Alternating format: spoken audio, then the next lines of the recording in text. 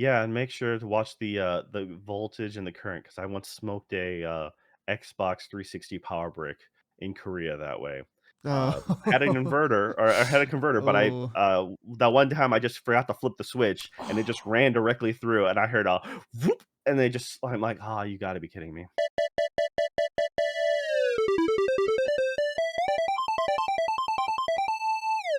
Hello, and welcome to Another Dead Pixel. We're a podcast about video games, anime, entertainment, life, a little bit of everything in between.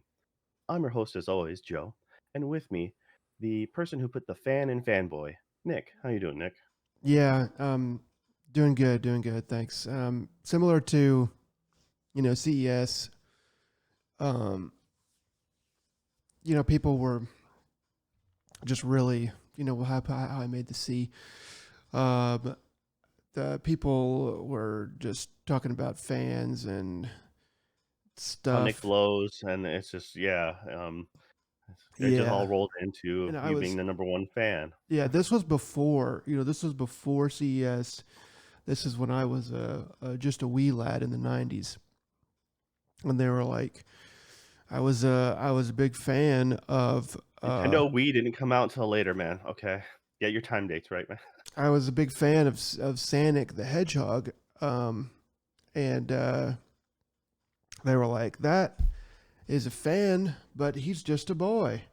And I said, "Yeah, I'm a fanboy," and they were like, "That's perfect." And so that just grew. It didn't really get big until like I think iPhone or maybe it was Sony. Some of Sony stuff, probably PlayStation stuff came out, but So that then you're was saying you're the one who coined the "Nintendo" phrase. Okay. no, I didn't do that one. That one, unfortunately, no. That was somebody over at Sega, Sega proper. I actually, did you, have you ever? Well, anyway, I'm sure you haven't. I read this book called Console Wars, and it was about. Yeah, that's yeah, that's it came out forever ago, man. Yeah, I read it a long time ago, but um, it is about. It's mostly from the perspective of Sega. It's basically the rise and fall of Sega from the the Master System to mostly focusing on the Genesis Master System, but all the way to the Dreamcast. And they talk about some of that, like their kind of guerrilla style marketing tactics against Nintendo and stuff like that. It was pretty interesting. I haven't read a whole lot of video game books. There was another one, the freaking um, Blood, Sweat, and Pixels. I read that one as well, and that one had some good stuff in it, but it wasn't. It was sort of too much of an anthology. It was like this and that. But if you're gonna read a book about video games, about I guess the business of video games and that, or the history slash business, Console Wars is probably the best place to start. Anyway, so yeah, I didn't have a hand in that unfortunately, but yeah. Anyway, I'm doing pretty good, Joe. How are you? Doing all right.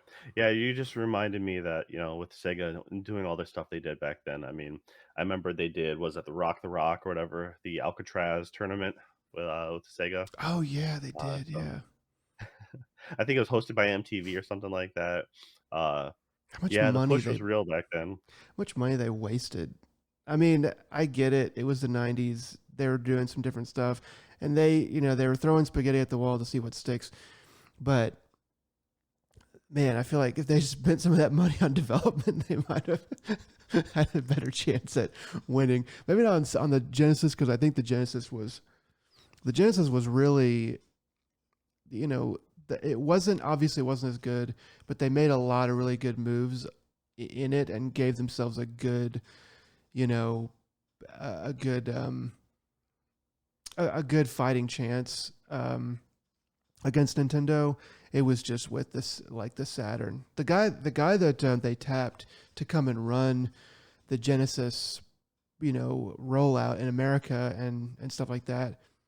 I forget his name, but he's like the main hero of that book, and he, if very much of that is true, then he really did a lot to he is the reason essentially um, that this Sega Genesis survived and thrived. Um, and it was with the Saturn and the Dreamcast, according to that book, that they basically stopped listening to him and stopped doing what he was like. Hey, we should do this and we should, do that, and we shouldn't charge like $1 million for this piece of crap. We should kind of go back to being, gorilla and the underdog on some of this stuff. And they didn't listen to him, and it really screwed him over. I think his name is Steve. I can't remember, but yeah. Anyway, that's a good book. You should listen to it, or you should listen to it or read it. I think I listened to it on audiobook, but yeah. Yeah, totally right. I still think that the Saturn had a really good library. I actually, a lot of those games still hold up, as far as uh, what they were at the time. I mean, I think a lot of the like Virtual Cop, I legit rented that console from like a Blockbuster twice Dude, yeah. to play that game, and they did things like just to extend the replay value. You beat the game, and then you get to play the entire game mirrored. So it's just like it's just a little flair, but it's just like, hey, it gets you playing even more while other games would just have you put it down. And just I remember it just being really ahead of the time. The only problem was when you had your launch game or one of your early promos being Knights, and that was such a boring game. I It really just looked did not cool. care about I mean, it. It yeah, was I it was think, yeah. the idea of freely going wherever you wanted in a 2D plane was pretty neat, but it didn't have the speed of Sonic, and you were a jester. Like no one really like it wasn't a really great looking character. Um, Wasn't relatable. so it just was really I think it was that was just a really hard sell to come over here for sure. I mean, But yeah, I then like they had a it's lot of good RPGs and stuff like that. You can never get anywhere else really. like I like kids today. Kids today. Um, the difference between PS4 and PS5, or whatever PS5 and PS6 is going to be, is nothing. It is the most infinitesimal nothing compared to going from seeing what was going on Super Nintendo, and then seeing a display of Sega Saturn playing Virtua Fighter at like a store. Just freaking mind blowing. It was like, how is this? It was so far beyond. It was just like so much technology that was all wrapped up in that. And like now it's like, yeah, the shading is better on this, or we have. I mean, ray tracing is cool. It makes everything look nice, but it's like we have like rays of light that go along with our light. It's like it looks better. It looks better, but we're just so close to the asymptotic line of realism that the jumps are so minute. In my opinion, and just to go like to be a kid and having played Nintendo and Sega, and then for the Saturn to come out and just be like, holy crap, this is so. It looks like garbage now, but compare and it really even didn't. It doesn't even age very well compared to the Super Nintendo because all that stuff actually looks better, in hindsight. But for the time, um, it was pretty mind blowing. Yeah, that's in fact that's the new retro thing that I can maybe do without. I don't need my PS1, Sega Saturn polygonal remakes or like the new retro games. I'm like, I understand you have a great gameplay here. Why don't you make it look just a little bit better? Okay, so I am inclined to agree with you, except the one place that I have been seeing it um, is with horror games. I think that there is something very unsettling about the PlayStation 1 polygonal, like that's something that's very unsettling about PS1 graphics. If you have a bright Spyro type thing, it's like, oh, this is fine. But if you put it in something weird, it's there's just something that's very irritating about it, in like a visceral level, and I think it I agree works. because it's Silent Hill 1. It's the Yeah. fact that it's not being able to crystal clear you can't see the monster per Right. se, because it's Yes. not being able to identify, by having it obscured, you end up, your brain fills in the rest, Makes it you more know, horrifying. and Yeah. yeah, so that's very much the cinema thing to do, and that's kind of what you can hide a lot of the imperfections in that way. But like the game in mind that came to my mind was uh Crow Country. I recommend you give it a shot. I haven't been I have able to that. finish it, so I I didn't think really want to talk about it too much to then, but it's a really neat homage to that era, PS1 era horror game. Uh but it has those graphics, and I'm like, and I kinda love it, but I kinda hate it, because of the graphics.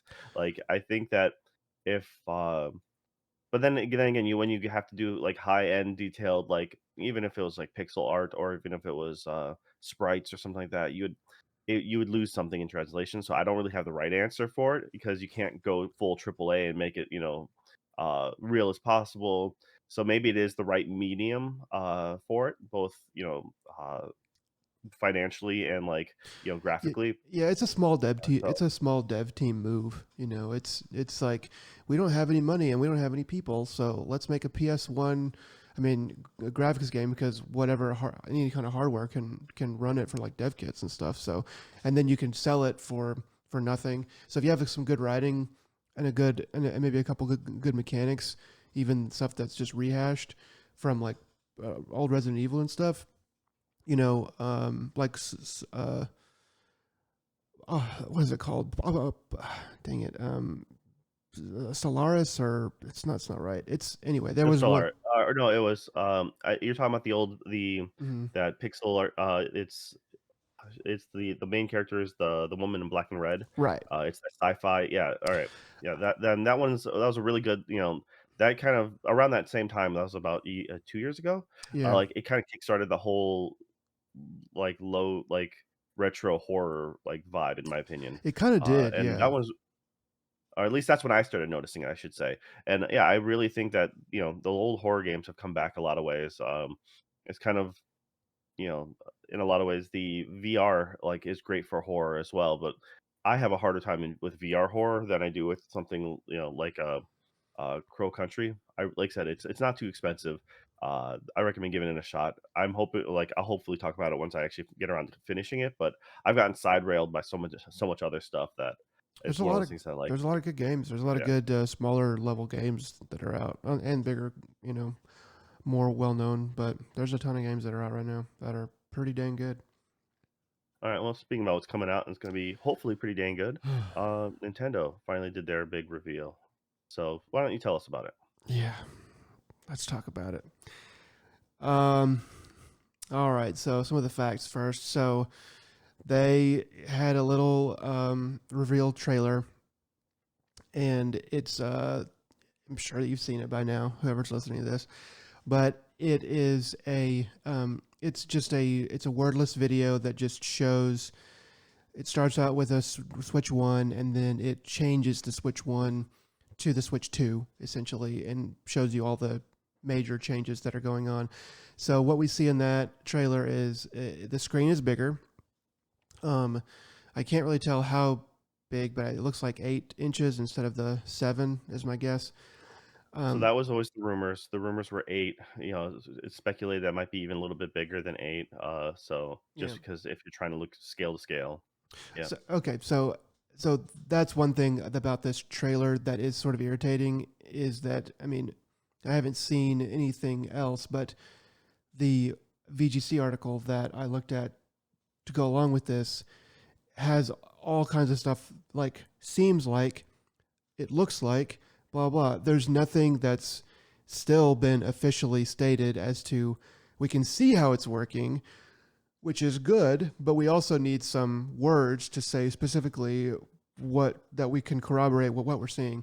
So it also seems like the controller the controllers now connect with a strong magnet. People were complaining about them sliding out. A long time Switch users are complaining about the old ones sliding out too easy now after a lot of use. I don't have that problem because I just use it on TV, or if I take it on the go, I just use it like like that, so I never take them off. Um, the controllers are black with a blue ring on the left and a red, a salmon colored ring on the right under the joystick. So it does look sleeker. I think a lot of people were, whenever the Switch was coming out, to my memory, a lot of people were going for the all gray. They were just like, we don't like that blue on one side, red on the other. They're just going for the all gray. So I think they kind of, I read the room correctly on that. Um, there's a, I see. I think that's just a marketing ploy because they love to re-release everything else out colored wise and then charge you for it. So yeah, it's that's it. That's pretty much what they did originally. Like, hey, we got the plus it was just you had the two models originally at launch, and they were all sold out anywhere. You had the gray, and then you had the blue and red. right. Um, Nintendo, Nintendo fans like the hardcore fan base. They like it because it's more colorful. Nintendo invokes a childlike system, and like that's understandable. But like they love to sell additional controllers, additional things, and then they love to reskin everything. So that uh, I personally thought the gray looked okay. I maybe don't actually like the accents that they do with it. I just go full monotone for me personally. Oh, as But opposed to there's the also under the joystick blue and red. the yeah, also, it's not only just under the joysticks, but when Oh the yeah. interlocking connection, where it's been speculated, it was been rumored for a long time that's supposed to be magnets. Still hasn't confirmed it, but how else are they really gonna stick? And there seems to be a button on the top of the controller where you would be able to disengage the magnet, Oh, pull it because you back. Yeah, because because it there would has have to be that something. prong. You know that prong that it goes in. Looks like. Yeah, because if it was just a loose magnet, then any kid would be able to easily pull it apart in a fit of anything, or like the moment you turn to try to like get too excited with the Mario Kart or something like that, you twist the controller the opposite way, like you can Yeah, see it popping out. So it some has to be a locking really mechanism. strong, yeah, for sure. So it's kind of interesting that way. But that inside gambit, like where it locks in to the main body, that is also color coded with whatever the thumbstick underneath the thumbstick is. So yeah, that's I mean, it also looks like the if the CG render is to be believed, it looks like it's more of a slightly textured, opposed to a smooth finish on the controllers, which you know uh, I think might be better, a little more tactile feeling. So, yeah. All right, what else we got? Um, yeah. So, yeah. Then there's the stand is longer, and I'm editorializing here, but it looks sturdier. I mean, honestly, don't see how it could be less sturdy than the Switch One, but it's longer. It looks sturdier, and it looks like you can basically almost completely recline the Switch to. I mean, obviously, you wouldn't want to lay it flat with a stand out, because that would defeat the purpose. But you can almost lay it flat. So you have a lot more. It's like keyboard level flat almost though, like Yeah, if you have a keyboard that bumps up the little tabs, so it's a very like extreme angle, so you can still like sit at a dinner table or something, and look almost directly down at it, but still have a slight curve. So that's not bad. Um, And yeah, so that's kind of a neater, function. It looks like there was also, SD card reader, that's behind on the left side when they open up that stand. right. So, Yeah. they So had I really wish they did a bullet point or, like, someone that's what I'm saying. technically Is like, talking. we can see this stuff, and it's like, well, it seems like, and it looks like this, but we don't have any hard copy on what Nintendo is saying yet. So we have more official information, but not much. Or I mean, it's a lot more, but it's just kind of weird. You would think there'd be a press release with this. So yeah, so that stand, and then so there's an extra button on the right Joy-Con. People were thinking beforehand that this would be a C button, so that is probably true. But the leakers were saying that it would have the letter C on it, or it had that printed on there on whatever they were looking at. So this one though does not have that. Though they might, my guess right now is that they probably were just, since it was new tech and they were giving it out to all the developers and people working on it, they were like, this is the C button. So they put that, C letter on there so that people developing for it wouldn't have to figure that out. Whereas the consumer probably won't need that. I mean, you're going to be able to figure that out in 5 seconds. It's just that's my guess as to why there might have been some confusion there. But they're thinking that it's going to be an extra button that's going to be a C button. And then something else that had to be explained to me in some of the articles I was looking at is that it appears that the Joy-Con or Joy-Cons may work like optical mice when you turn Yep. them. So like if you're holding it inside, like in the Switch, you pull it out, you turn it on its side, and you lay it down, that it looks like you'll be able to use that as an optical mouse because in one point in the video that they are on their side like that and they are like being like chased around and there's not a hand that's holding them, but they're just kind of weird, like racing They're around. skating around the screen with the straps, trailing behind very much like a mouse and a tail. Uh, Yeah, so so yeah. now is my chance to scream, "All right, here we go. We're bringing back Mario Paint, baby." Mario. Uh, you know, They're gonna get a everyone's been waiting stylus. for it. So Yeah. just play that fly swatter game all the time. But yeah, or make some music. So there's, it's kind of a unique thing to do. I The speculation is, any of the maker games, like Mario Maker, or if there's a Oh, level designer, that would be a much easier way to set up and control what you're looking at. So you could probably have a fun like Wario thing, but mostly I don't see it happening very much on anything else. I I don't mean, know. You can have an RTS. like this in some ways could be a really. I'm not going to say it's like a game changer or anything, but because it probably won't work that well. It won't feel that good to use a Joy-Con like a mouse, but but it could allow for more PC games or PC style games or games that just play better on PC to port over and be successful on Switch. But you're probably right. It is probably more for their own in-house Mario Maker and those kind of things. But that's good because it seems like a simple thing that they're if it really is going to be that way, it seems like a simple thing that they can put in without raising the cost very much and making and forcing you to use it. It's like, okay, I don't even know. Like you might buy a Switch too, and be like, I don't even know it could do that after like 3 years because you just never had to or anything like that. Which to me is what you want. You don't want to make people use something that they are not inclined to want to use as is. So um, that's gonna be interesting. That's probably the furthest the furthest afield thing that I've seen so far from the Switch 2. Um, looks like so. Then later in the video, after they kind of go through the hardware, about the 90-second mark, they show a game running on the Switch 2, ostensibly, and it appears to be a new Mario Kart game. It just kind of shows some in-game graphics. It appears. Um, looks good.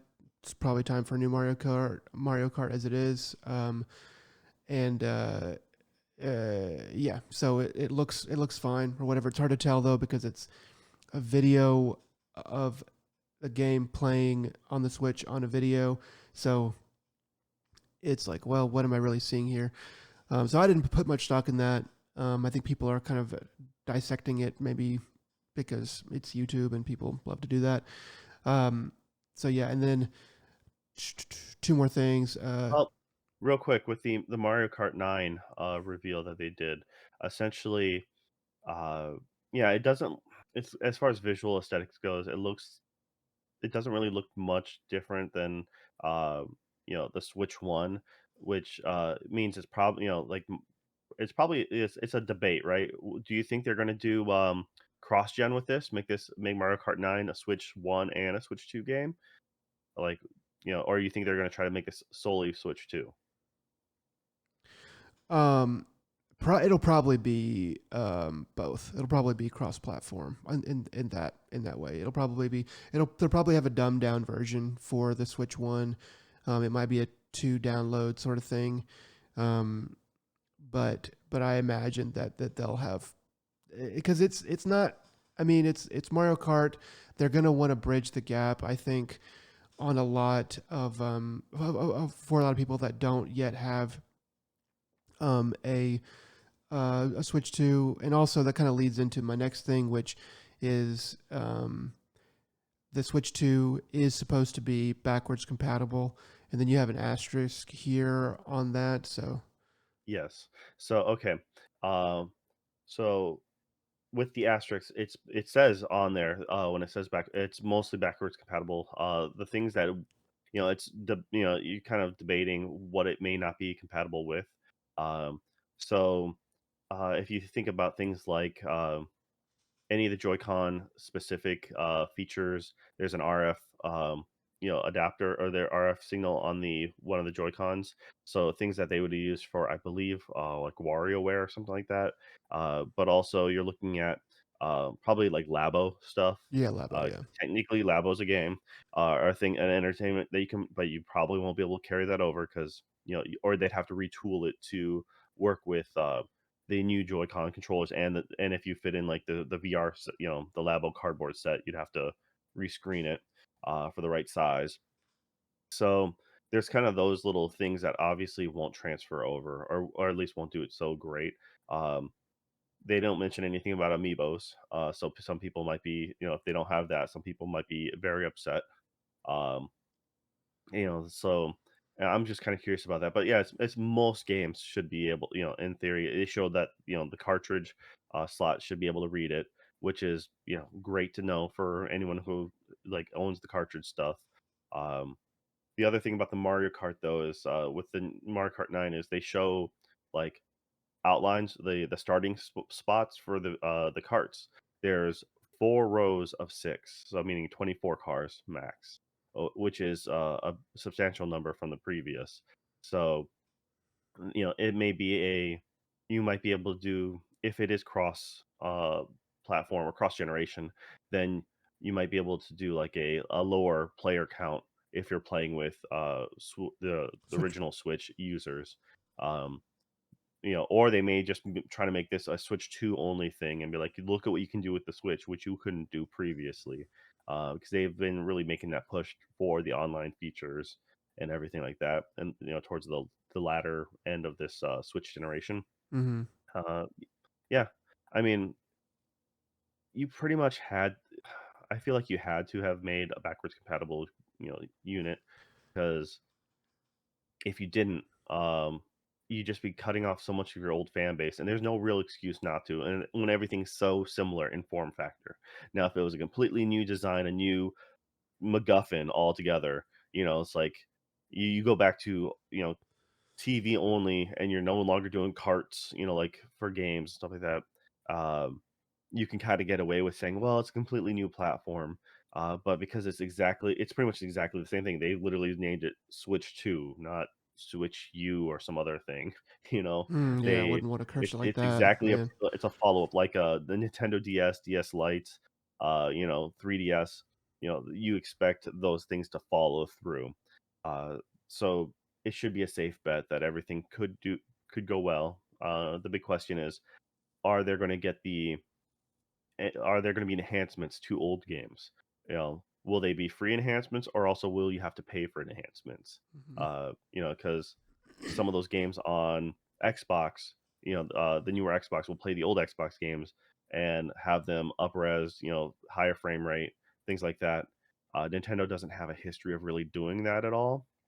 Um, but if they do tweak them, I mean, they could do the PlayStation thing where they just, for 10 extra bucks, well, you can play the current version with some extra, graphics, extra coloring, the Horizon Zero Dawn, to the remake, upgrade path, which it or like which isn't a bad thing, even like Tetris did it. It's like it's fine. The developers putting in extra work to make it look a little bit better, play a little bit smoother. They should get a little something for their efforts.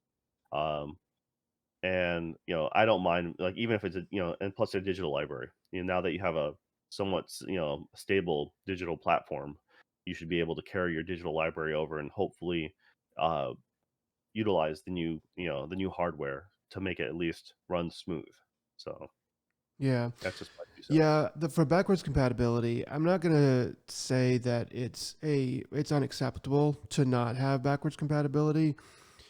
It's not a complete deal breaker, but in this day and age, it's just with everything being digital, some kind of effective backwards compatibility is it, it's it's just it's it would just be absurd not to have something. It's like, well, your old your old cartridge games, you can't do backwards compatible with that, but anything you bought digital, well, that's definitely backwards compatible. That at the very least, you would have to do that because, I mean, as I've said before, Steam has shown that you can that this you can it's all just digital, it's all just software. You can run this software. It's not that crazy to make a lot of this stuff backwards compatible. So I think it is going to be like 98% backwards compatible. I think it is just going to be the Labo stuff.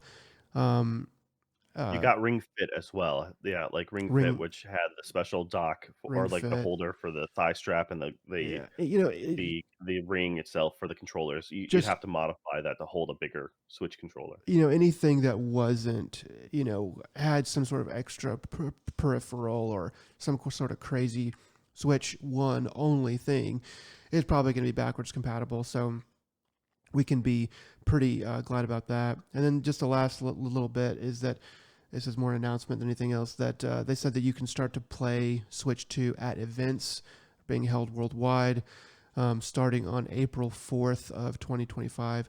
And then as far as the release date goes, they're just saying 2025. So we can all expect somewhere between summer and September, I would imagine, as a release date, but maybe as late as November. I don't know. Yeah, so at the very end of the little, it's like the short video, they're like, yeah, they show the date. Um, it's like, 4 to 2025, and I'm like, wait a minute, is that April? Or are they doing like the overseas thing where it's just like sometimes it's date first and then the month? Because I'm Oh, like, that would make more sense if it's February for, because that'd be the way to go. And then I had to look into it. I'm like, no, no, it's April. I'm like, dang it. I so was wait, hoping to so like, so April 2nd is the Nintendo Direct about it?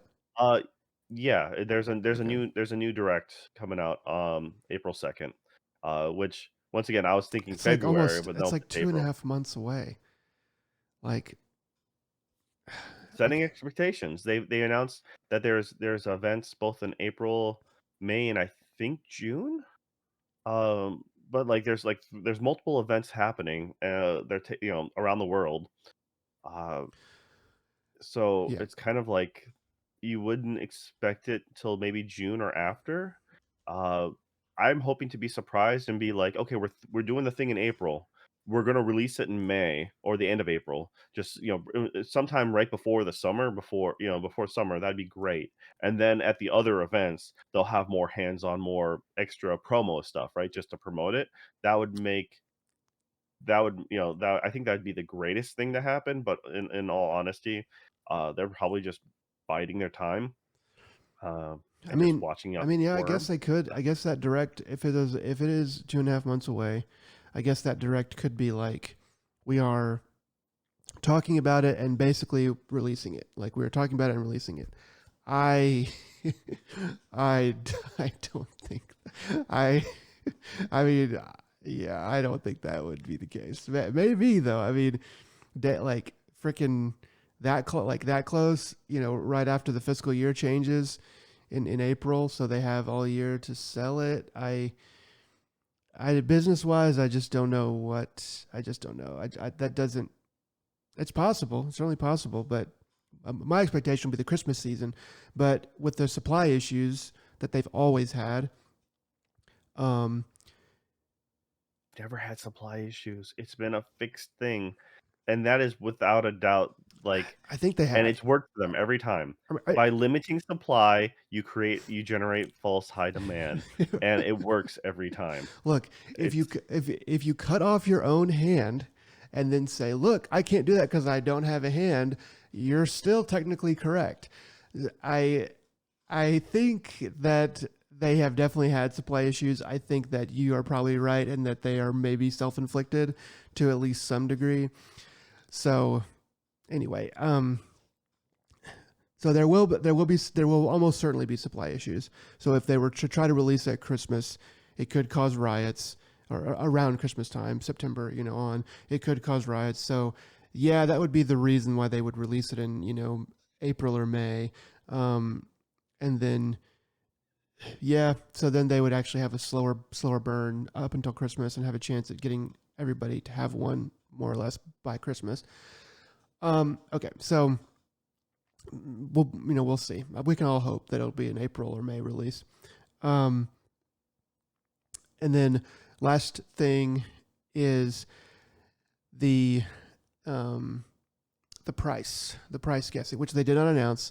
So based on what we've seen here, I think we've probably said what we think the price will be in the past, but I forgot what I would have said. And so we can reassess now. Would you like to go first, or would you like me to? You go ahead and take it away. You're more tapped into that pulse. So I did a little bit of looking around, looked at IGN. There's an article on IGN where they're asking analysts how much they think it will cost. And the analysts are saying that $400 is the sweet spot. That $400 is what Nintendo should do. I forget exactly how they worded it, but basically they're all kind of thinking, and in my estimation, they are hoping that it's going to be $400. I think that is wrong. I think that $400 is, man, I just don't think that this is going to come out for $400. If it does, I would have to. If it was $400, I would have to think that it was extremely underpowered.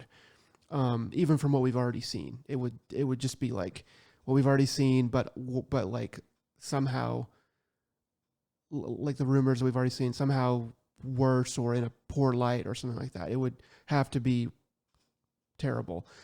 I think because if you adjust the Switch price of $300 in 2017 for inflation, it comes out to like $387 or something right now. So the Switch One essentially would be around $400 if it was released now almost. So I think that it'll probably be more along the lines of 500. I think if I were, based on what I've seen now, if I were consulting for Nintendo, if they asked me like, how much do you think we should charge for it based on what you've seen, I would say you should charge 500. Because supply issues, for whatever reason, they're going to be there. You're going to slow that demand down a little bit, and you're not going to lose any money because they're still going to sell out. They're just not going to sell out with like 8 million people still wanting one. They're going to sell out with like 8,000 people still wanting one. So you're still going to sell out at $500. All your hardcore people are going to have it, and then you're going to be making more off of it in the short term, and especially the long term. You don't want to have to move that price, ever again.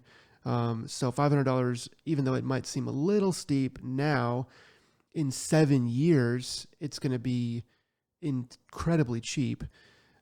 If you're looking at PlayStation 6, that what PlayStation 5.5 is what 750, 800.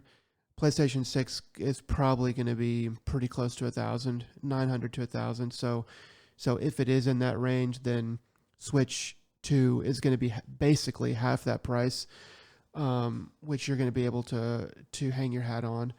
at $500. Um, I think so. If it were me consulting them, I would tell them to do 500.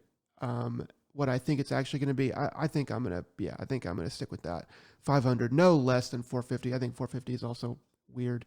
I would say five, um, and I would be more likely to think that it would be 600 as opposed to, I think 600 is more likely than 400, to be completely honest.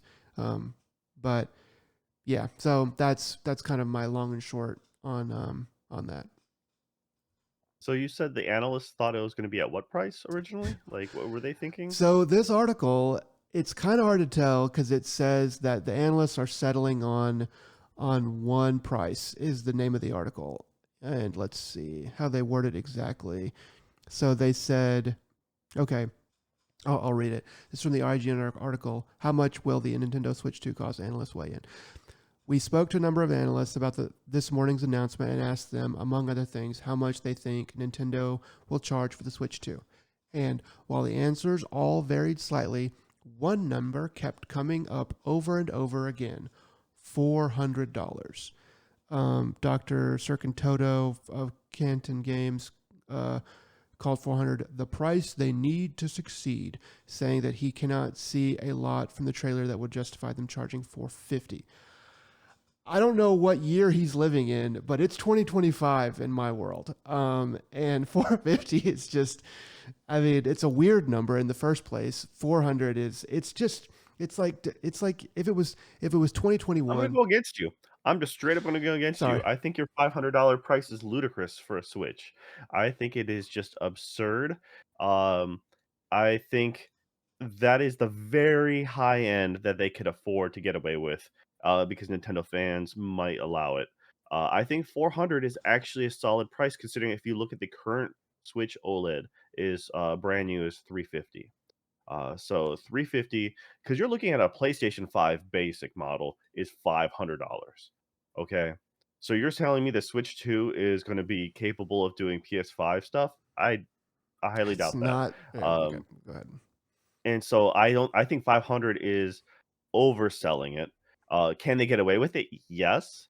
But like I what you do is you do at most, you do 450, and then when they come out with the OLED or color variations or some other bogus crap, you can like a pack-in bundle with Mario Kart, you bump it to 500, because at least it comes with a game. But I think going 500 is too high for the Switch 2. They haven't showed other than being just bigger, they haven't really shown a reason why we need to pay more for this. Um, that's the big thing. I'm just like, yes, you get 1 inch, maybe more additional screens real estate. The controllers are a little bit bigger, so all the little kids who grew up with the original Switch, they've grown up, they've gotten bigger hands now because it's been 7 years, 8 years by the time this sucker comes out. Yeah, but Um, it's still for younger kids, you know. I mean, and that's the thing is it's you're in theory, this is, you're targeting, younger audience, more prone to breaking, more prone to, you're handling it as a handheld. Yes, you can play it docked, but the whole point of it is it's a portable unit. Um, at this rate, you're getting close to Steam Deck territory, right? Um, so if you're looking at that price, it's just like it's kind of hard to compete with the Steam Deck, when it does everything. I mean, Except I actually don't know play that Steam Deck Nintendo current games. pricing is right now, so that's I don't really have that to compare it to. You're probably I think that one's like because there's the new OLED and there's the different size hard drive models. So, but you're still looking at over $500 for those. But you're getting a premium handheld. So Nintendo's a kid's toy. Supposed to be a kids friendly unit. You're not paying for the high end graphics. You're paying for the whimsy and the creativity of the unit. That's why they don't have to compete one for one for the graphics space. Uh huh. Um, I think paying 500 is too much to be a fair kids thing. I mean, especially when you're comparing it to, like I said, when maybe they're hoping that they hold out just long enough. They're gonna wait for the new PlayStation, the new PlayStation to drop, and the new Xbox, and they're being like, "See, we're not as expensive as them, so we're a really good alternative." But that means they'll have to Yeah. hold out forever, and they'll make you. I mean, they could do it if anyone can make all the the fan base just sit. It'll be Nintendo. They've done it for this long, but I still think 500 is too high. 600 would be insane. The whole point of it is to come out at a at a at cost, hopefully, a mentality. They'll sell out. I mean, Nintendo, the Wii sold out for like a year, since it came out, like upon coming out, because they came out early. I remember that following winter, still having supply constraints, and there's just like it was literally working at GameStop and not knowing when our next shipment was gonna come in. We finally get one in, and we'd have people, like, stocking the store for, like, when UPS came in, and we're like, "There's a line of people. There's only one of me. I can't get to those boxes, and I'm not going to get to those boxes because I can't get to them safely without manning the store. So you're Mm. gonna have to wait till my second guy comes in at, like, noon, and then we can finally get to these." But, yeah, they would just literally start to line up beforehand and then be like, "Nope, not today. Literally nothing," you know? Um, so that and went through the entire holiday season like that, hot garbage.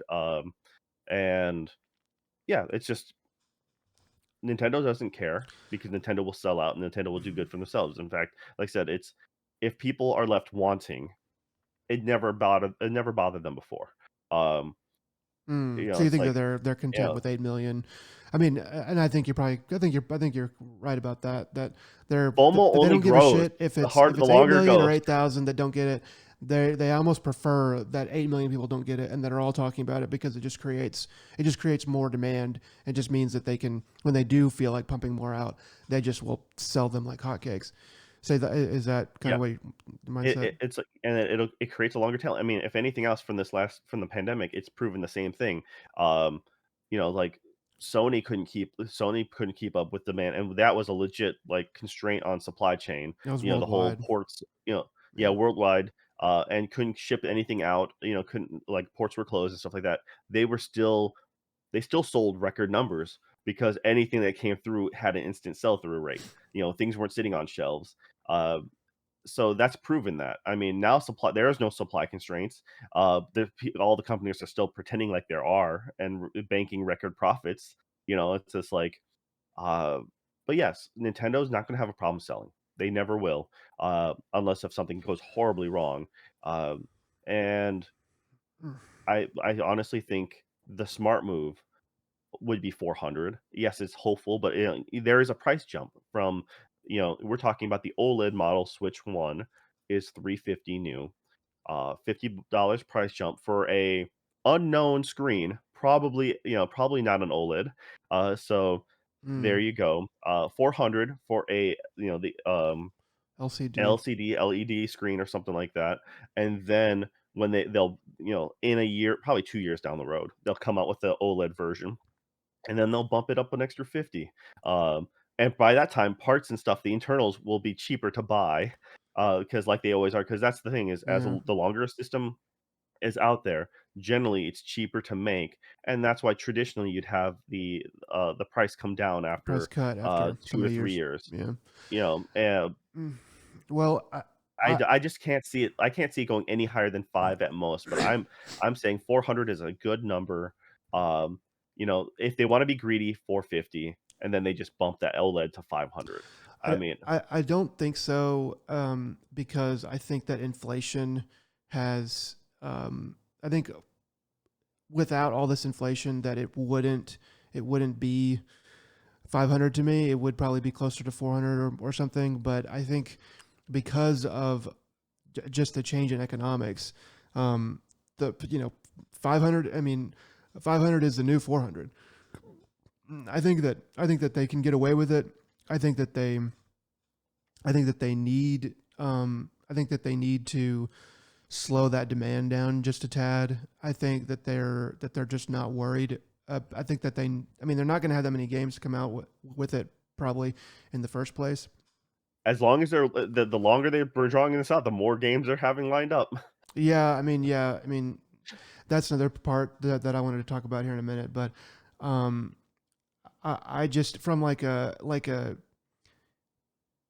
from an anti-consumer standpoint, pro like I am like Nintendo shellbag, I think that like from a Nintendo standpoint, I just think that you can and should try to go for 500 because it will kind of future proof you, but not that much. It is bigger. It is ostensibly hopefully better. You are. I mean, you're right though. You're. It is an it for what it is. In terms of pure tech, it is 500 is way too expensive. But it's not a Steam Deck. It can play Nintendo games, and their audience is not Steam people. It is it is younger kids to younger adults in Japan, riding the train every day, playing, at school or whatever, or at their lunch break or whatever. And the fan base for Nintendo is rabid. It's just like I mean, like they're weird. The fan base is weird. They don't. It's like I look at Nintendo the way I look at Apple, and it's like it's too expensive and it doesn't do as much and all that stuff. And it's like, well, still sells. It still sells really really well because the fan base is just weird. It's just they whatever it is, they have figured out what their fan base wants, and that's why I'm kind of like, yeah, $500. If it knowing the fan base and being an advocate for Nintendo, I think 500. Personally, I would prefer it to be 400. I mean, at $400, I don't even really have to think about it. Like, it's just like, yeah, I'll just probably save up for a couple weeks and then go get it if it's available. At $500, I have to go, yeah, that's probably something I need to think about actually budget for. But yeah. Yeah. The thing is, my argument is, the Switch is its own thing. It's not a big boy console. As it is a very much targeted towards a different group of gaming. Um, and just for comparison, yes, it's not the same as a Steam Deck, but when you're looking at so I pulled it up 400 for the 256 LCD model. So it's $400. It's a 7-inch screen, so roughly same comparable screen size as the current Switch. Now if you so that's 400. For 550 is the next step up, and that's 512 gigabyte OLED model. All right, so and that goes up to a 7.4-inch screen, so slightly bigger screen, still smaller than the Switch 2 screen, Mm. but arguably, like I said, if now this I will say for $500, I can see the Switch 2 if it's an OLED, that's a fair game. I mean, And that was if they're about that's just one coming thing out I was about straight to out of the say. gate. Is that the caveat that I can see is, hey, it's 450 for an LCD or four for an LCD. 2 3 years down the road, they do the same thing where they give it the OLED and they bump it up $50. That is like, That is what I said before. yeah, That is yeah. exactly what so I'm like I said, I'm I can agreeing see with you. and Yes, yes. that's the only reason why because you said 450 was a weird number for that analyst. I'm like, "Yes, that is a kind of a weird number, but it's a $100 bump from the current OLED model." So it's like, yes, we're bumping it up $100. It's a nasty price, like, gouging when you compare it to, like, well, it's only 350 for the previous one. Uh, and you can't blame inflation. Gaming and inflation doesn't work the same way because of the fact that, like, look at game pricing.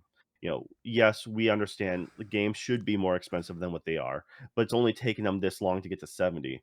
I mean, it wasn't until the Xbox 360 that the $50 price points started to move to 60. And Hmm. then it wasn't, it's like, and it stayed 60 But I for do look at for multiple software different generations. from hardware. I think software is a little bit different game. Yes, but at the same time, it's the hardware is traditionally at cost or at a slight loss. Only recently has everyone gotten greedy Well, and been like, well, now we can gouge, especially with scalping and everything like that. Because if scalping wasn't an issue, I honestly think it would make a bigger difference because video cards. The graphics cards for computers are a prime example of why NVIDIA gouges the way they do now because thanks to the pandemic, everyone's scalping at insane prices. They're like, "Well, we can do that too and just cut out the middleman." Uh, so yes, but Nintendo's supposed to be targeted as this family-friendly unit, Hmm. like, and for them to start gouging prices for their family-friendly, group, yes, they're dumb, and yes, people will pay for it because they're they're very it's very much a cult following like an Apple product, right? Yeah. Apple doesn't matter what the new Apple product will be, whether it be watch, like earpods, cell phone. If they jumped up the price a couple $100, people will still buy it. People may not be happy, but they'll complain as they're checking it out. They're like, Yeah. "I can't believe this is so expensive," and then they're buying like, That and three games. but Yeah. yeah. So that's the thing is, the fan base, the core group has been conditioned to just take it. Um, but if they want to still keep that family friendly, custom like, and they want to be like for the gamers, for the people, then I think going any higher than 450 is just out of the question because that's $100 price jump. $50 price jump is very acceptable. You're like, oh, from 350 to 400, that that makes sense. Mhm. Yes, things cost more nowadays. That's fine. But to go to 500, that like you have to show me a reason to go up to 500. You have to be like, Well, no, no, this thing does my taxes or something. I don't know. Like it be really has worth to do so much it'd more. be worth 500 if it only did your taxes. Um, I mean, so so yeah. I think that 2 years ago when I don't know, I'm pretty sure I thought this was going to come out 2 years ago. When I thought it was going to come out 2 years ago, 400 made sense. Um, it's been so long, and you know, I think inflation has had an effect, and that effect has had longer to take effect since those 2 years. That I think that they are going for that they're probably that is what's going to help them go to a higher price point. I think that the lack of an OLED, which it will probably be released with an LCD, I think that's pretty fair. The lack of an OLED and then a later OLED release is the best reason for it to be at a lower price point and then jump to $50 higher for whatever it may be. So I think that's probably the best argument for it. I think what you're basically paying for here is, I mean, I don't remember exactly where the tech is going to line up, but to me, at best, it's probably going to be you're probably paying this much money, whatever it is, for a handheld PS4 Pro. That's probably best case scenario. I don't think this is going to come anywhere near PS5 regular levels. So kind of thinking about things in those terms, 500 with everything else added in, it makes sense to me. But I certainly hope I'm wrong. I don't want to pay 500. I'd rather pay 400 or 450.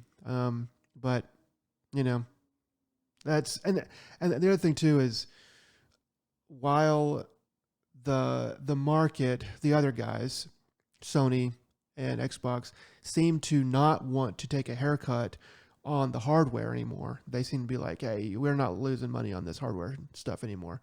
Um, but probably, yeah, because of scalping.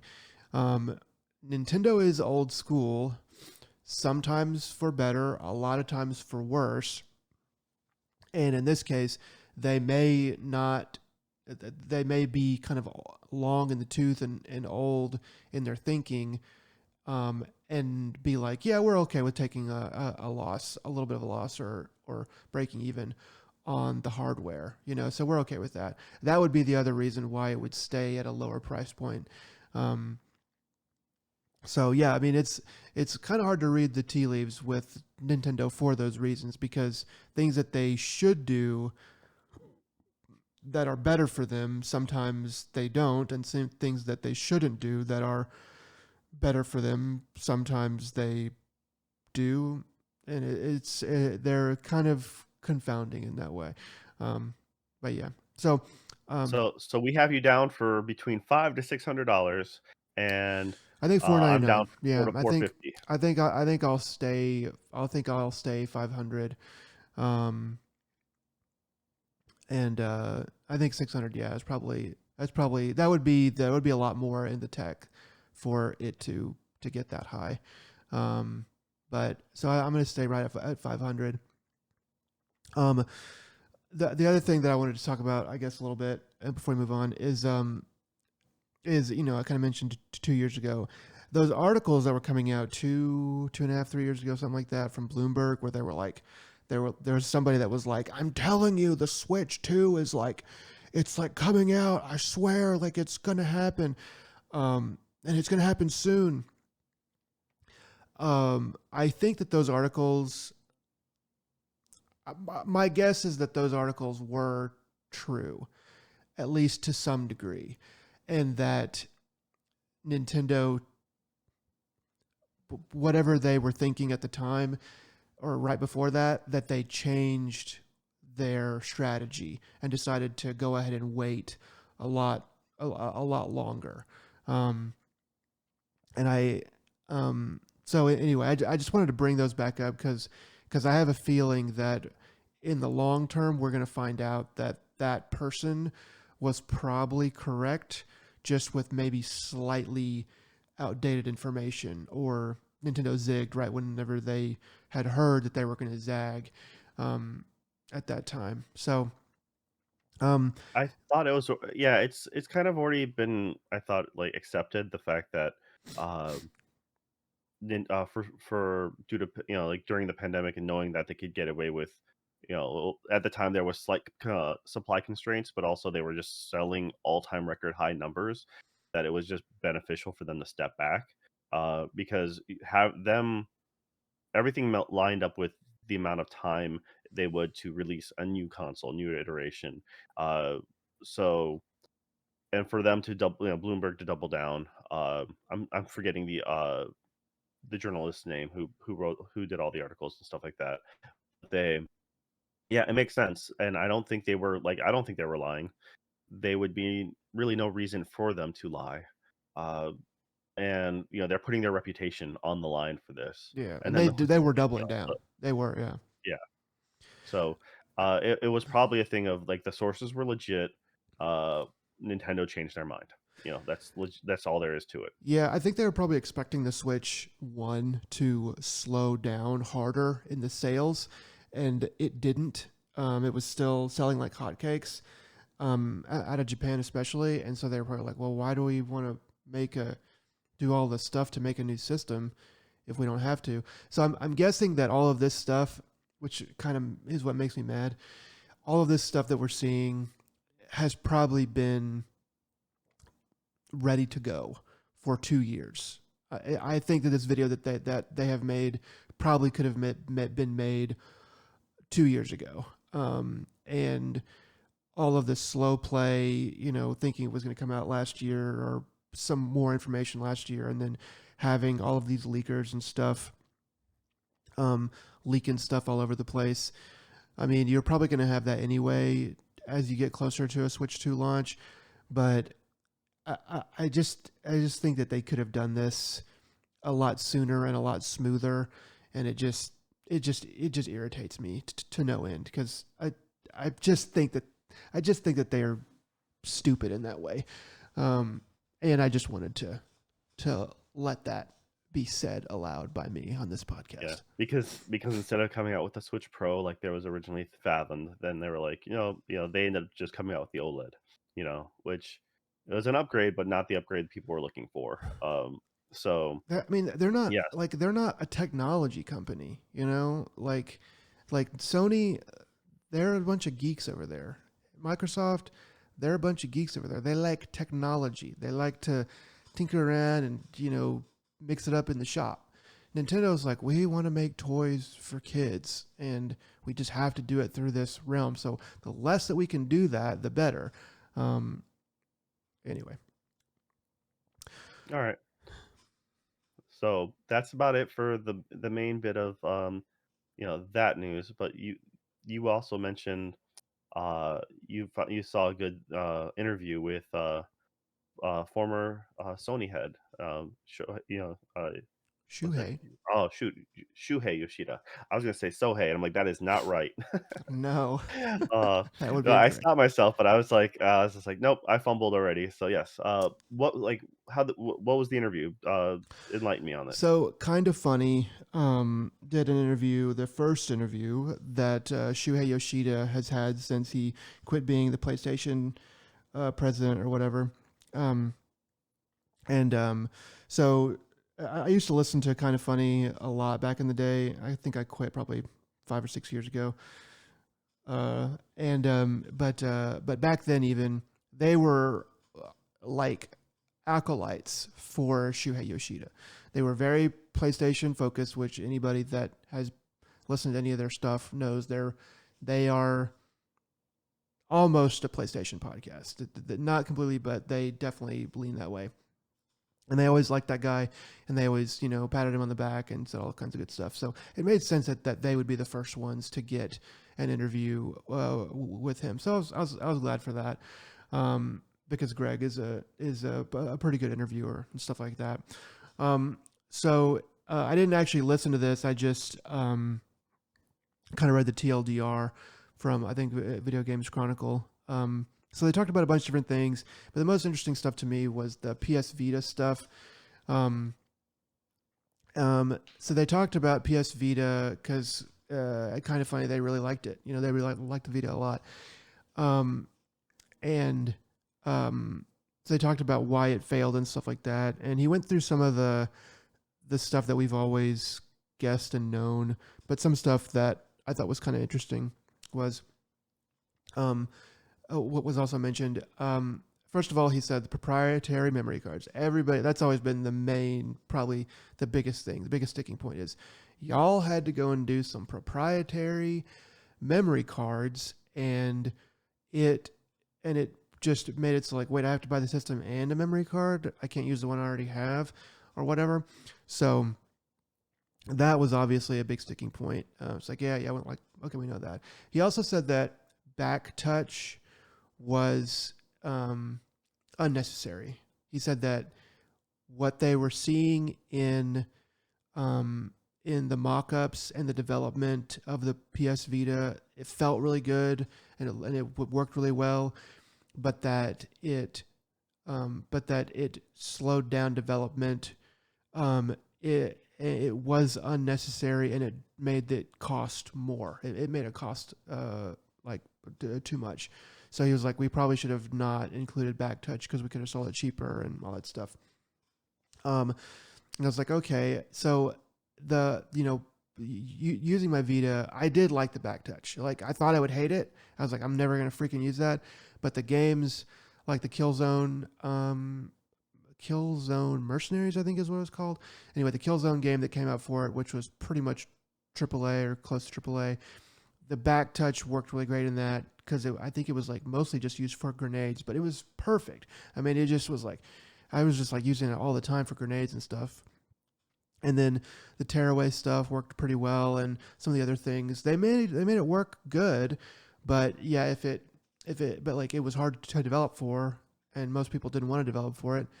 And if it made it cost more, then it was kind of just sunk cost. So I was like, okay, that kind of does make sense. Something else he said is that he lamented that they did not include a video out on the PS Vita. He said that the OLED screen that they ended up putting out with it in early on, that it was beautiful. It's a beautiful OLED screen, and especially back then, man, that is pretty wild that they did that. And it was really awesome. But he said that drove up the cost a little bit, and so they didn't want to do without that, I guess. And so they were like, well, we can save a couple pennies here by taking the video out, off the table. And he said that he wished that they had left it in because it would have only made it cost a little bit more.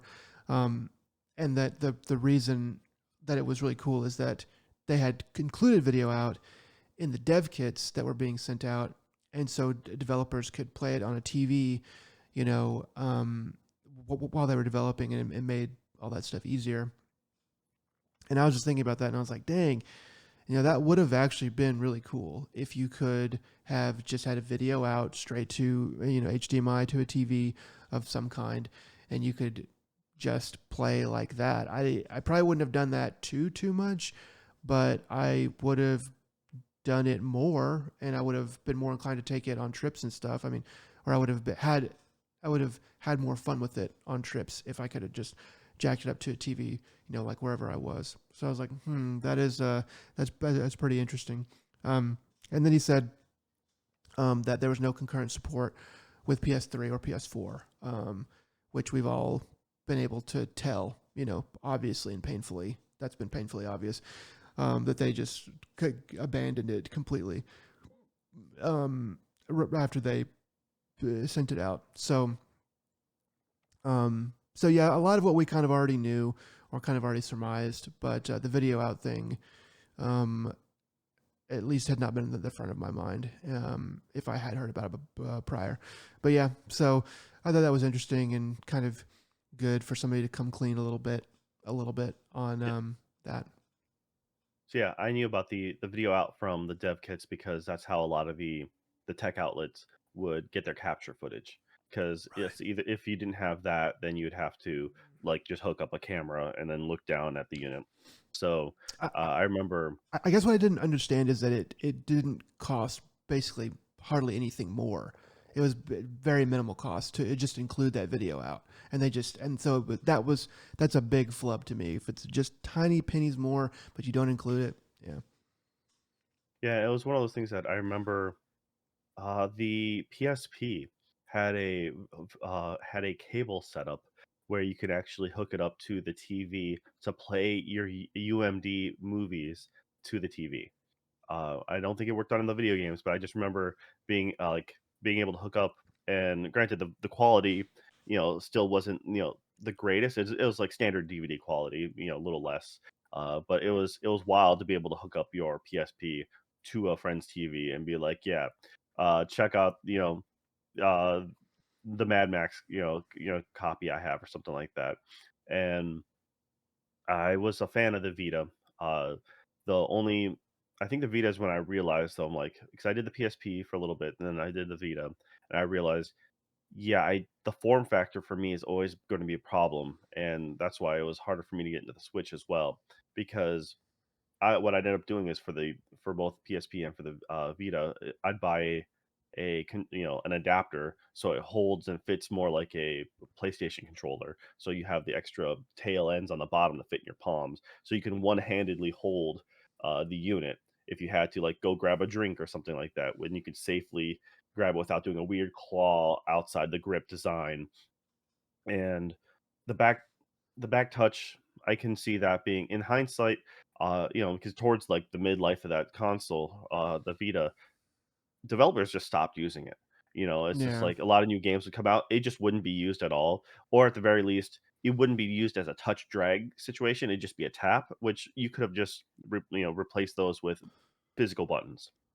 You know, yeah. um, which would then technically be an L2 R2 situation. I mean, that's really it. Uh, and yeah, I mean, it's the Vita was ahead of its time in a lot of ways, uh, and unfortunately, yeah, the it was so expensive to get a higher end memory card too. It was. That Those memory cards were insane. mhm. I actually bought. I forget. I ended up buying one of the higher end memory cards, and it cost like $100 or like $150 at the time, or some crap like that. And it was just like, yeah, I know it's kind of on the way out, but my thought was like, well, if I have this, eventually when this thing gets jailbroke, like Yeah, I'll have the memory card suitable to go with that in the future. I mean, I like the Vita well enough to the point where I ended up buying the Vita TV. I mean, yeah. which was their other uh absurd solution. And in fact, it's funny because a buddy of mine and I both bought that so we could play it with each other overseas.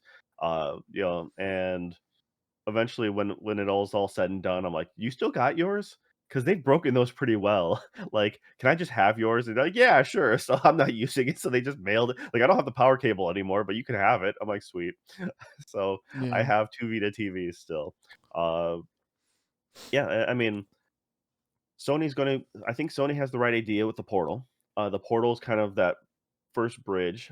It has the right form factor. Mm-hmm. It's not necessarily the most portable unit as far as like you can't throw it in a backpack safely. Mm-hmm. Um, but the rumors that they're interested or they want to get into the handheld market again.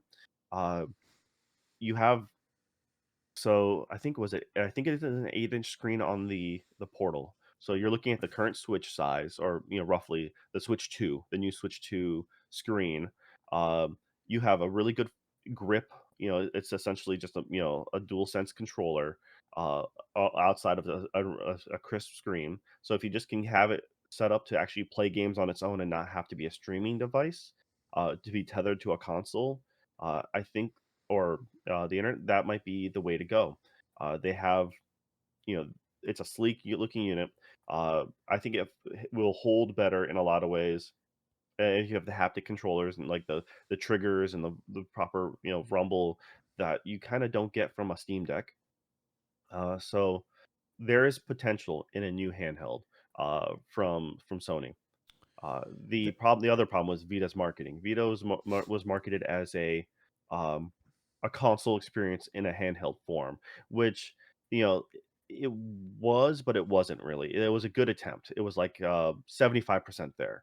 So they're like, we got our own Uncharted game and we got our own Killzone, but they were not the same. They were almost there, and that's the problem. Is after a couple failed attempts of being like, yeah, you guys can't really do that. Plus, it doesn't quite like without an adapter, it doesn't feel quite the same way, and you can't be as responsive and as quick, uh, competitively as a standard Killzone or a standard like AAA experience.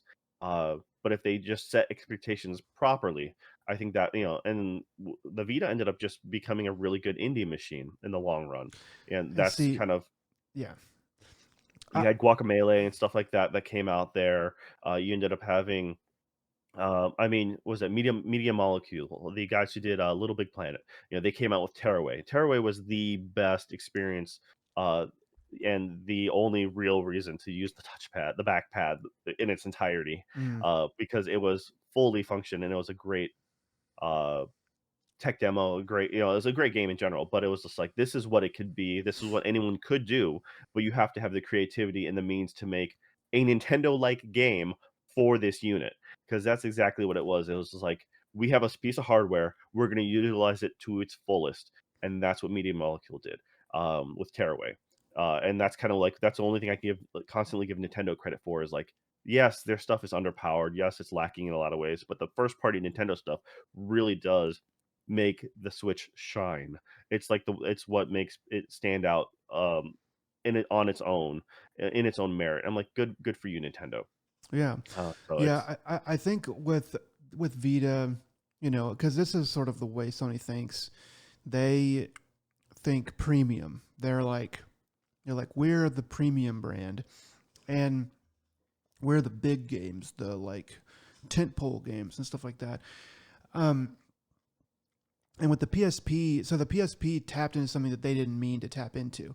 It tapped into the renegade, the jailbreaking, the game stealing and stuff like that. But all this extra cool stuff that you could do, which is why I'm pretty sure that the attach rate for the PSP is atrocious. People were buying it, um, and like just buying it by itself. They weren't really buying that many games for it, if like any at all, because you could just steal them and put them on there.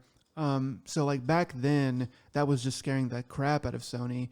If they could, if they could go back in time to just after the PSP was released, the PS Vita would probably be a lot different. And besides just these things that we've already talked about, obviously they would kill the memory cards, the back touch, they would add video out and all that stuff. But I think they probably would have gone way more into the indie realm. They would go, okay, so this is going to be a separate thing. This is not really going to be a PS4 Lite or a PS3 Lite or whatever. This is going to be its own thing. We're going to have some support, obviously, but we're going to abandon it like we always do. But the strength of it is going to be on the other stuff that you can do with it, because that's what this market is telling us that they want. They want They want to be able to kind of do whatever they want with it. Um, and we're going to try to lock it down as much as possible so that you can't just completely, jailbreak it or whatever. But there's got to be some give and take. With the Vita, it took, I could be wrong, but do you remember, like, I feel like it took the Vita forever to be jailbroken. Like, a lot of stuff gets jailbroken, like, really fast, but I feel like the Vita was out for a very long time, comparably, before it got jailbroken. I just remember having one, and not right when it came out, obviously, but having one, I'm pretty sure it still was not jailbroken because I remember it being like a thing whenever somebody did finally do it. But Yeah, I honestly can't remember when it got jailbroken. I just know that, for example, when you're comparing to the PSP, the PSP had some workarounds where you had to buy certain games, and that like I think that's what accessed the code in which you can get into some of that stuff. Later on, when they finally came out with the all digital version, that was just all hands on deck. Anyone could easily pirate everything, and so like it was like the last iteration of the PSP that was great for those who just wanted to jailbreak their units. right, Um, yeah, I remember. Yeah, I don't really remember when it was, but I remember when it was announced. I'm like, that's cool, but I am not confident enough to destroy my current system, so, like, or yeah. risk doing I that, mean, and it's so always that's a why big I never bothered, like, that was just too foreign for me at the time. I just didn't have enough knowledge, and I was also like, "This is still relatively new. I'd rather wait till the end of life when all the games are out to bother trying to touch that." mm, And but also they at the same time that they were doing one of the things that Sony was doing so good was when you signed up for their subscription, they were including Vita games every month. It was Vita, PS3, and then PS4. So you were getting right. multi generation, three games, three different generations of games a month That was for like cool. a year or two, and it was like yeah. So I have a back catalog of officially like PlayStation Plus owned games because of that. Yeah, that was So huge. I mean, that was huge, and I just think that there's a lot of things that they could have, like, sort of something that the Switch did or the Nintendo did with the Switch. One is go to all the indie developers and be like, "Hey, put your game on our machine. It's low powered, but you have a low powered game, so come put it on here." And they kind of got the shovelware aspect out of the way. Still some, but the problems with the Wii were kind of done in that realm. And I think that Sony, in hindsight from now, would have gone like, "Well, that's what we should have done. Like, we should have just gone to all these indie developers and made deals with them to get their games, on our system, and it would have sold a lot better because it would have been its own niche. It would have been it's like, dang, like it's my like yeah, this game doesn't look that great, but on a tiny 6.5 inch screen, 6 inch screen, looks pretty good, you know. So, um, but that's all, hindsight's 2020, and they probably would still. I mean, I still think Sony would make. I don't think they'd make as many mistakes, but I still think that they would make a ton of mistakes, even with all this hindsight, just because of their mindset. For the future, though, I like if they are going toward a handheld system in some degree. I do like what they are trying to do in towing, putting their toe in the water before they jump in. I don't. I've said many times I don't like the portal, the PlayStation Portal. Um, but if it is like we're going to throw this out there, see what people like and don't like about it, and get it in people's hands so that we can convert it simply to a just a, a portable, some sort of portable system, or make it a controller for like an extra controller for like a portable system or something like that. That'd be kind of cool. Um, then I'm like, yeah, okay, that's pretty good business sense. That's pretty sensible to do that. So, all we can do is cross our fingers. But yeah, so I guess that's it for this rendition the of gaming news, video yeah. games portable video games.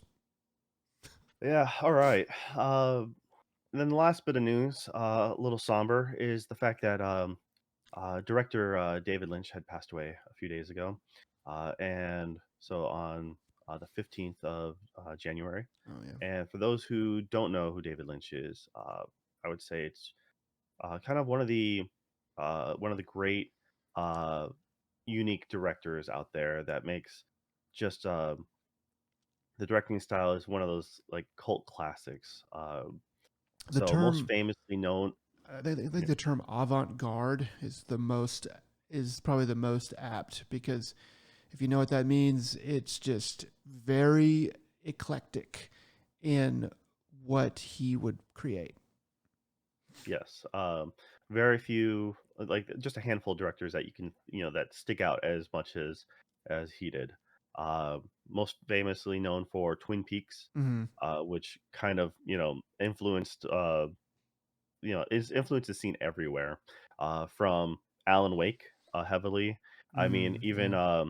uh, heavily like influenced Japanese game dev Sueri.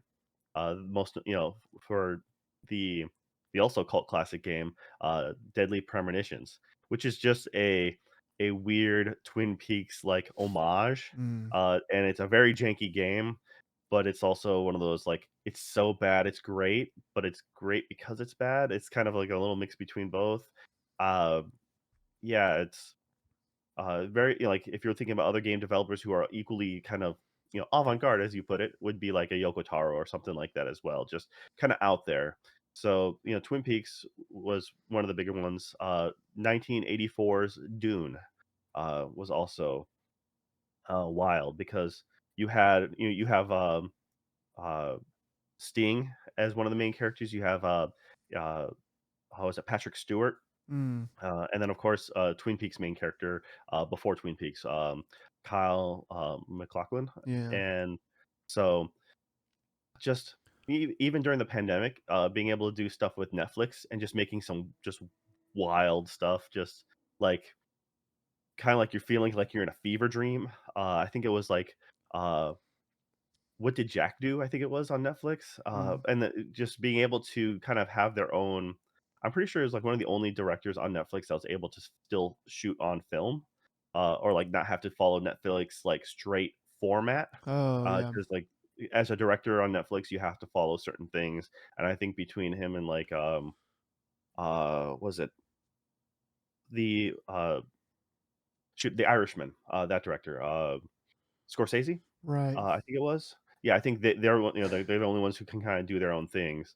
So, Mm. I mean, also notice some old cult classics of his is like Eraserhead, Right. um, and, Wild at Heart, which was an old Nick Cage movie, like, Elephant Man, which was something that, like, 1980, like, I remember just watching an old VHS of that one being like, not that just I was most definitely too young when I first watched that movie. Mm. Um, so yeah, just kind of everywhere.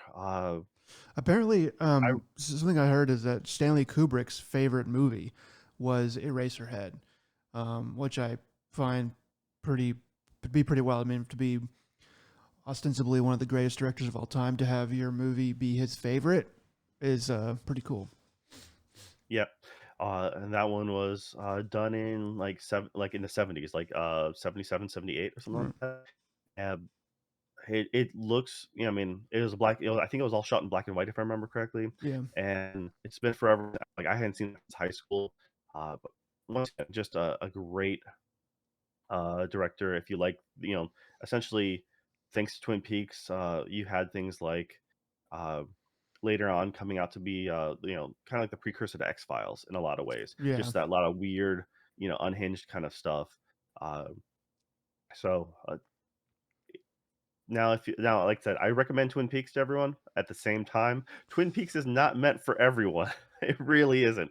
It's a weird sense of humor. Um, I mean, if you the original pilot, the episode one is like an hour and a half long. If you don't like it, that's fine. Feel free to bounce. So, Um, yeah, that I mean that is kind of the rebuttal that I was going to kind of go into. I have had a lot of friends who love David Lynch. uh, that I would say. I mean, I know that you like David Lynch, but I had some friends in college and post college that were like, "Man, David Lynch is the blah blah genius, blah blah all this stuff." I tried to watch Mulholland Drive, um, probably 15 years ago or whatever, and I was like, "What am I watching? This is terrible," and I turned it off. So then, probably 2 or 3 years ago, I think I might have mentioned it on this podcast. I I watched it again, and I was like, okay, I'm gonna sit down and watch it, and I was I appreciated it a lot more, and I was like, okay, still I appreciate it more. I kind of think I see what's going on here, but I'm not completely sure. So I did some reading on it, and there's plenty of reading that you can do on Mulholland Drive, and really any of the just David Lynch in general. But after doing some reading on it, I was like, okay, I'm seeing now. I see now what people really like about it and him, because there's a lot of symbolism, and there's a lot of stuff that he was trying to get at. Um, um, that I think it seemed like there's a lot of stuff that he was trying to get at that because there's things I just didn't know, so I just couldn't quite understand. Um, and so, yeah, he is. Um, so as somebody that doesn't love David Lynch, I highly respect him, but I don't love his work. Um, uh, if you do go into the David Lynch black hole, um, don't just uh, go, "This is weird," and turn it off. Um, if you start to watch something that he's done, you're like, "This is weird." Maybe press pause and go read about it. If you really are about to turn it off, just go read about it and then come back and try it, because some of that stuff, it's just not easily understandable for everybody. Um, and I include myself in that. So, but yeah, definitely, whether you like him or not, one of the most influential directors that there is. I'd put him up against in influence. I'd put him up against dang near anybody. Probably Stanley Kubrick is probably the only one that I would definitely say is more influential. So yeah, it's sad that we lost him. Yes, condolences to uh, Sorry. his family, and it was most definitely. I mean, uh, he's been it's been outed for a while that he's been kind of going through some medical issues, so it's one of those things that it wasn't a complete surprise, but it's still sad to see nonetheless. And yeah, just it was one of those things that it it sucks to happen. I'm like, it's January, dude. Like, we don't need to start out the year this way. So yeah, fingers crossed. It only gets better from here. So yes, once again, Twin Peaks still one of my favorites. I recommend that. Also, I still prefer, but this mostly out of nostalgia at this point. I think the '84 Dune. I think Mm, that because that was the Dune that I grew up on, and not my Dune. it yeah, right. So for sure, if you want a different take on Dune, I mean, there you go for sure. Yeah. Okay. Well, now we'll get to essentially what we've been playing. All right, Nick, I'll let you take this away. Yeah. So podcast getting kind of long, so I'll try to make this kind of short. Talk about Dave the Diver some more, because I think I'm pretty much done with it. It's a really good game overall. Um, I think the loop is really good. I think it does a good job of kind of introducing lots of interesting, fun things to do. You kind of, as you grow in what you're doing in the game, it just sort of continues to expand. They keep adding new mechanics. You know, they even it's in I'm in pretty deep, I guess, and they're I guess like 12 or 13 hours in. They is when they add the fish farm, and they so that kind of adds another dimension to it. There's some other weird stuff in the story that kind of happens. That's like, oh, okay, that's definitely not what I was expecting. Um, there's a lot of love that's been put into the game. overall. But and there's nothing that I dislike about it. I just it's just not grabbing me as much as it was at first. I mean, like one of those days, I spent like 6 hours playing it, and it was just like, dang, just like a kind of couldn't put it down, just kind of losing time to it. But since then, I've been playing a couple other things that have about the wandering eye. That meme of the guy walking with his girl and like looking back at the other girl like walking away. It's kind of like that um, with some of these other games that I've been playing. So I think I'm going to move on from it. Probably without finishing it, but yeah, just a really good game. If I had to give it a number, I'd probably give it around an 8. Um, you know, it's not in some ways it's not going to go much higher than that, or maybe that's even a little too high because there's no set piece moments that are making me go like whoa, or anything like that. But just a solid gameplay of it um, is just really strong in those in that way. So it'd be hard for me to give it less than a 7 at the very least, so, and probably somewhere between 7 and 8. So probably like a, and I think I lean more toward 8. So like 8, 7.8 is where I probably land with it. It's a good game. It's a good game. I really like it a lot. And it was on PS Plus, so if you missed that, then I guess wait for it to be on sale. Or I think it's probably worth paying full price if you think that you like it based on what you see in trailers. Then it would probably be worth paying full price because it is a really good game. Yeah, it's kind of a definition of a cozy game. Kind of, it's like you get Yeah, a comfortable loop. You kind of do that, and the stakes aren't really that high, but and there's not a lot of drama to go around. But you just kind of have a fun fulfillment with it. So yeah, that I can totally see. Uh, your rating around there. All right, well that's cool. I'm glad you got to play it to your completion level at least, and yeah. So for me, I ended up this holiday season buying a bunch of PSVR games, so I've kind of been on a tirade with that. I mentioned before how I was playing the Seventh Guest in VR, and I went back and actually platinum that one just because it was kind of just fun to find everything. Like there was things are well hidden in that game, like little collectible knickknacks, and so I ended up having to actually follow a guide on that one because it was just like there is no way I'm going to find some of this stuff, organically, in my opinion. But that it wasn't anything related, and then it was the end of the game had a specific trophy that made me not realizing exactly how it worked, and then once I figured it out, I couldn't reload that spot because it mm, just reloaded post final quote unquote puzzle. And I'm like, okay, now I'm speed running the entire game again. With luckily all the most of the puzzles freshly in my mind and only a few giving me a little hiccup. But I went ahead and like blazed through that entire game in like a hour or something like that just to get the final trophy at the end. And so, kind of on that same adventure game kick, there was a game that I found unique, though very unlike me to go into, is a sequel without knowing the first, because it's always just weird that way. Well, this is a game called Retropolis.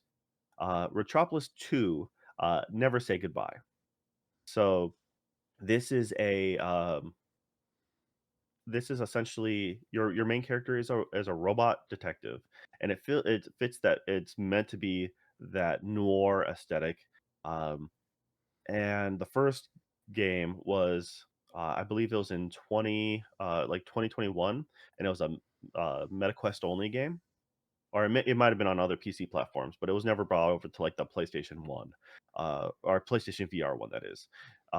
So they just, the VR2 came out and they're like, yeah, we're going to just port the episode 2. And they really do a good job of just kind of glossing over the first game without much importance because this episode 2 or the sequel is just a straight new story with some of the old characters and you just kind of hit the ground running. They do a very good job of kind of littering the entire scenery with interactable things that you can get good dialogue from. This kind of makes me nostalgic for the old adventure games from like LucasArts, because you can click on a bunch of random things, get a bunch of flavor text, keep on clicking, or do different combinations, and it's kind of interesting on how they really seem to get that vibe. But more importantly, this reminds me of specifically for the old adventure games, um, the Tex Murphy series. And my first one was, and that one was Under a Killing Moon.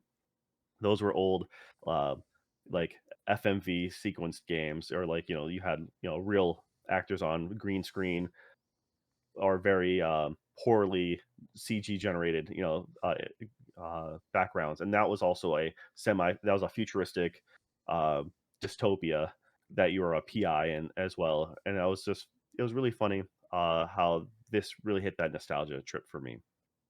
The concept, the story, the base story of the game is uh, the main character, his love interest, goes missing, trying to uncover mysteries from the first game. Uh, and so your goal is to it's been a time passes and you're just trying to find uh, the heroine, which is her name is Jenny Montage, and she's a robotic actress.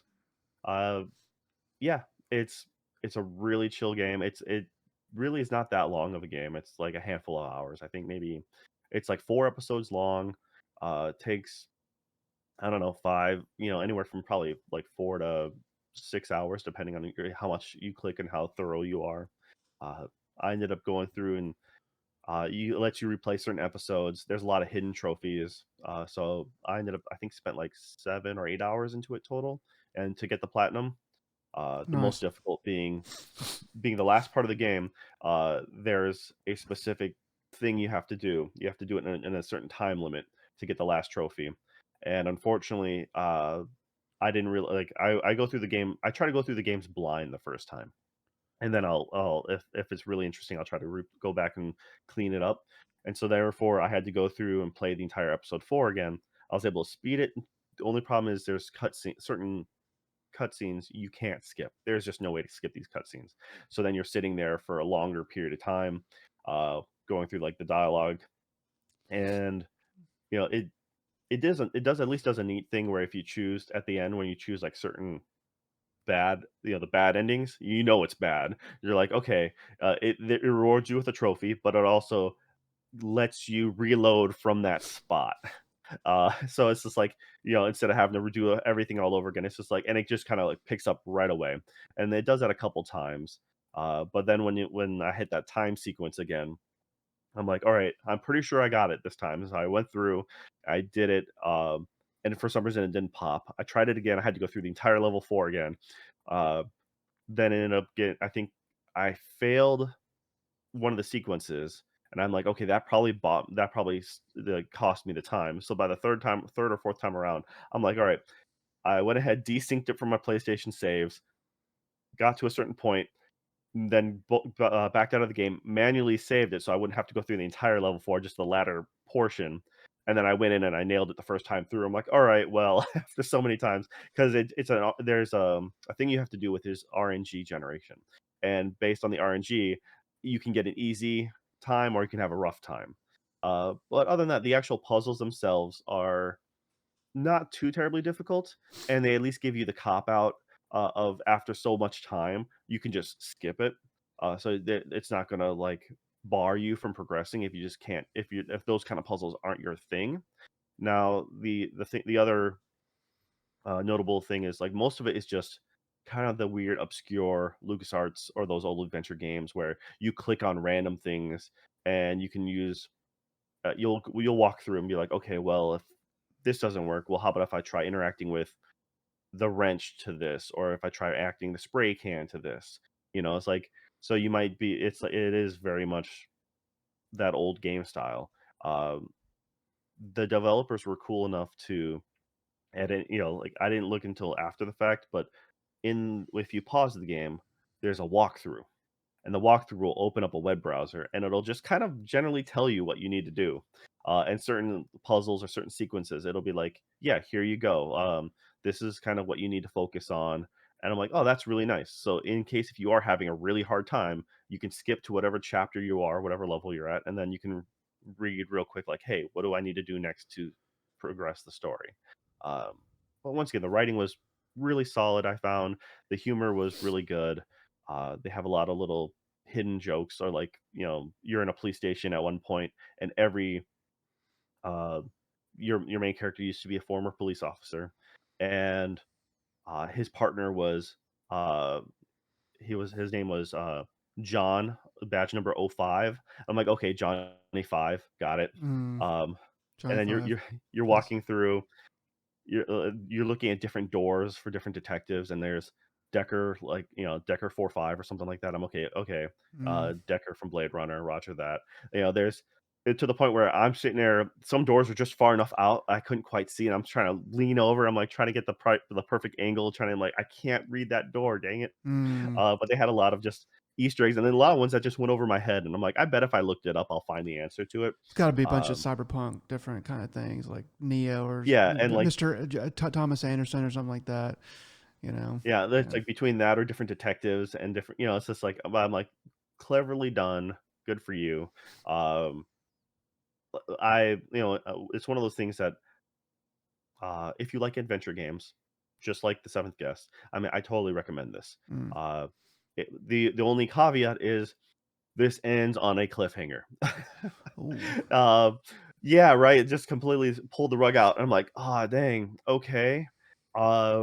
So these guys are currently making their next one in the works is called, Riddlewood Manor, which is more of a horror haunted house kind of thing. Um, they have mentioned how they are, this game only came out in, or at least came to PlayStation VR last year.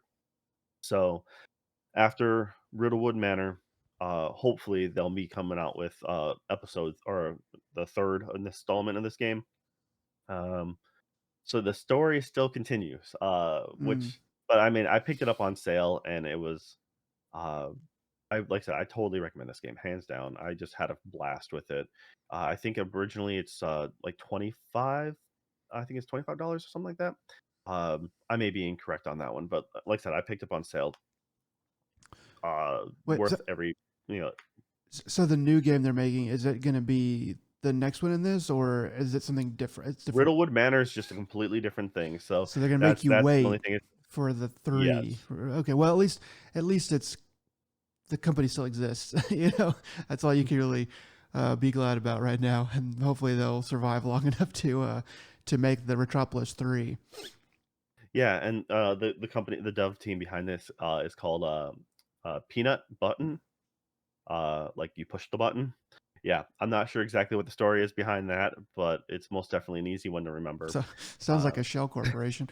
Um, but uh, so does this make you want to go back and play Retropolis 1 or?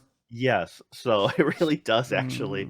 Mm, Um, I so I recently got the PlayStation VR PC adapter, and I'm like, all right, of course, Half Life Alex is like on my back burner, just ready to go, and so I'm like, all right, now I might be trying to pick this up and trying to make that work. I have to look into it, make sure, because it's still a I'm still new to the whole, like, I haven't really gotten a chance to play with my PC and the VR setup. right. But yeah, anyways, I would say honestly, like, I found this game super enjoyable. I would say it's probably a solid 7. Mm. For me personally, it might be an 8, just because of all the things that I grew up with. I grew So up if with you're adventure in, games. I grew up that I love noir films, and I love, mm, like I said, I grew up playing Under a Killing Moon, or then Tex Murphy, like adventure games, which had that whole futuristic noir setting and the cynicalness, the alcoholic drunk detective, down on his luck kind of deal. So it hit a lot of nostalgia vibes for me. So for me personally, I think it was like an 8. It was never too long, never too difficult, and always enjoyable, and just had a bunch of goofy stuff along the way. So, but I would say it's, the only reason why you should avoid this game is if you like really dislike the idea of having, um, doing adventure game stuff. I mean, mm, if it's just too obtuse. But for some, especially for someone who's new to VR, I think this is a real easy way to gently put someone into it. It's like those old adventure games. It's not you have it's click turning, so it's not smooth turning. So most people are okay with that, and it's you teleport to set piece locations, so it's not you're not freely walking around. So at least you know everything you can interact with is within visible range of you, like your 360 turning. So it's not like, oh, I missed that thing hidden behind whatever. It's just like no, everything is at least theoretically within eyesight. Um, so yeah, I don't know. I would actually recommend. I recommended Seventh Guest to you personally, and I would say I'd probably recommend this one to you. So depending if you want a horror themed adventure game or like a cyberpunk, like robot future thing, then go with you have your choice. But either one, they're on the shorter side. They're fun games, and I recommend most people take a look at them. That's So good, man. I do like the noir aesthetic. The adventure game, that kind of bugs me because the ones that I have played, even more recent ones, they're just a little bit too inscrutable for me. Um, but it's kind of a mindset that I guess I don't have right now. But I'll take a look at no, this and the see. trophy, the puzzles, some of the other puzzles for this were like there's only 1 or 2 of them that were, like, a little tough, couldn't like, that were, like, abstract, but I solved them, and it makes you feel good about yourself when you do solve them. You're like, "Yeah, Okay. that was it was" it's kind of obvious, but at the same time, it's one of those, like, you can pat yourself on the back because 'cause you're like, "Alright, I found that out." Now, it might be a thing of, like, you would kick yourself for it, you're like, "Oh, I can't believe it took me that long to figure that out." But once again, they have a handy walkthrough in headset, so you don't have to take off the headset, look up a guide, on your phone, and then go back in. So there's at least the convenience of that. Alright. So that was what my main enjoyment of, gaming last week was. All right, so that's where we're gonna leave it for today. Currently a lot of anime is still going on. Brand new, like still on episode 2 on subs and dubs. So by next week, I'll have a more full fledged, opinion on a lot more stuff to talk about. And yeah, as always, if you made it this far, we appreciate it. This has been ADP episode 110. Nick, what are some words of wisdom you have for the people out there? Um, whenever whenever you plug something into the wall, make sure that it is it is appropriately grounded because you don't want anything bad to happen because electricity is fickle and it can hurt you. Yeah, and make sure to watch the voltage and the current because I once smoked a Xbox 360 power brick in Korea that way. Uh, Had an inverter or I had a converter, but I oh, that one time I just forgot to flip the switch and it just ran directly through, and I heard a whoop, and they just I'm like, "Oh, you got to be kidding me!" So then, like $50 later, it got to well, working. I mean, at least it was just a break. Yeah. Okay. Well, All right, guys. Well, thanks again, and until next time, y'all take it easy. bye.